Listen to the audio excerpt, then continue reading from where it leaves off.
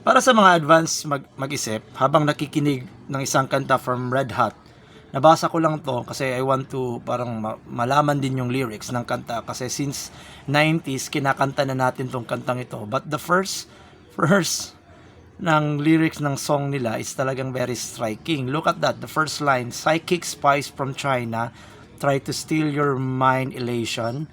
Little girls from Sweden dream of silver screen quotations. And if you want this kind of dreams, it's like Californication. Okay? So yung una pa lang, psychic spies from China try to steal your mind elation. Kung titignan natin, ngayon, nangyayari na siya. Alright? Kung titignan natin yung release ng kanta ito, it was released on 1999. Yes, na-release siya ng 1999.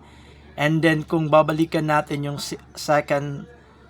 third line niya, or second line, little girls from Sweden dream of silver screen quotations.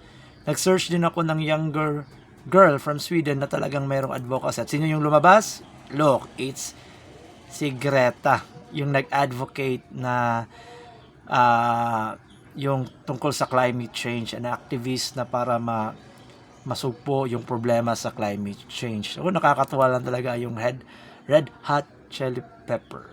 Psychic Spice from China. Alam nyo tong kantang ito, paparinig natin yung unang tugtog. Yan.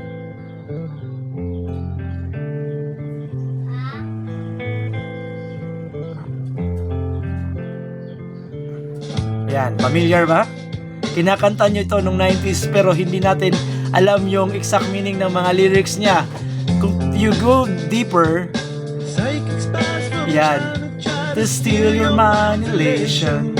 Little girls from Sweden dream of silver screen quotation.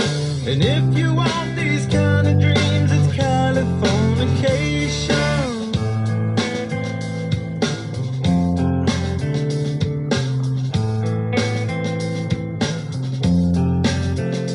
It's the edge of the world in all of Western civilization.